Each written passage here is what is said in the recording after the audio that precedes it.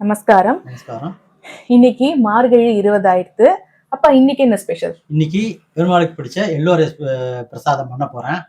அது ஈஸியா பண்ணதுனால நானே வந்திருக்கேன் பண்றதுக்கு.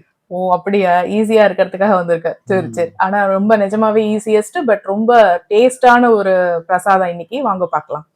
இன்னைக்கு எல்லோரை பண்றதுக்கு 3 ஸ்பூன் எள்ளு, ஒரு 2 ஸ்பூன் உளுத்தம்பருப்பு, 2 ஸ்பூன் கடலைப்பருப்பு, 1 ஸ்பூன் கடுகு, தாளிக்கிறதுக்கு கருவேப்பிலையும் வரமிளகாவும் எடுத்துக்கணும்.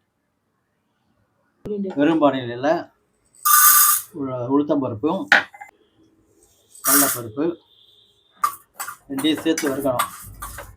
இப்போ நல்லா வறுபட்டு எடுத்து இதை எடுத்து தனியாக தட்டில் எடுத்து சேர்த்துக்கணும். அப்புறம் மிளகாத்தூளை போடணும். மிளகாத்தூள் எடுத்துட்டு தனியாக எடுத்து வச்சுக்கணும்.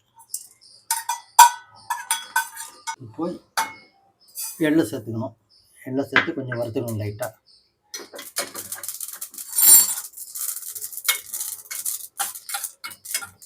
சேர்த்துக்கோங்க. அது சூடு ஆறட்டும். மிக்சியில் அவரை அரைச்சிக்கலாம். 2 ஸ்பூன் நல்லெண்ணெய் விட்டுக்குங்க.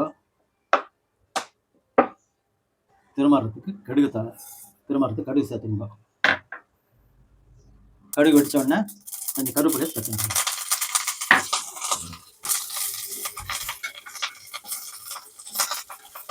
அடுத்த எள்ளு கடலைப்பருப்பெல்லாம் அரைச்சி எடுத்து வந்தாச்சு. சாதம் எடுத்து வச்சுங்க. சாதம் எடுத்து வச்சுட்டு நம்ம அரைச்ச பொடியை கொஞ்சம் 2 ஸ்பூன் போட்டுட்டு,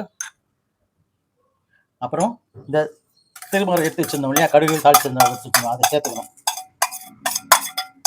சேர்த்துட்டு இப்போது கடுகு தாளித்து வச்சு சாதத்தை கலந்துட வேண்டியது. உங்களுக்கு அரைச்சி போடுறதுக்கு நேரம் இல்லாமல் இருந்ததுன்னா எங்கள்கிட்ட இந்த எள்ளு பொடி இருக்குது, அதை அப்படியே டைரெக்டாக சாதத்தில் கலந்துக்கலாம். பொடி வேணும்னா எங்களை கான்டாக்ட் பண்ணுங்க. பொடி பத்தலைன்னா கொஞ்சம் தேவையான அளவு சேர்த்துக்கலாம். நம்ம இப்போ எள்ளோதரை ரெடி ஆகிடுது.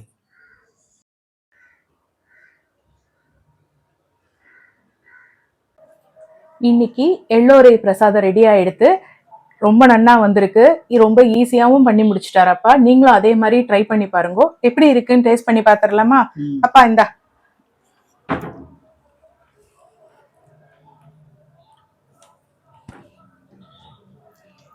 நல்லா வந்திருக்கு.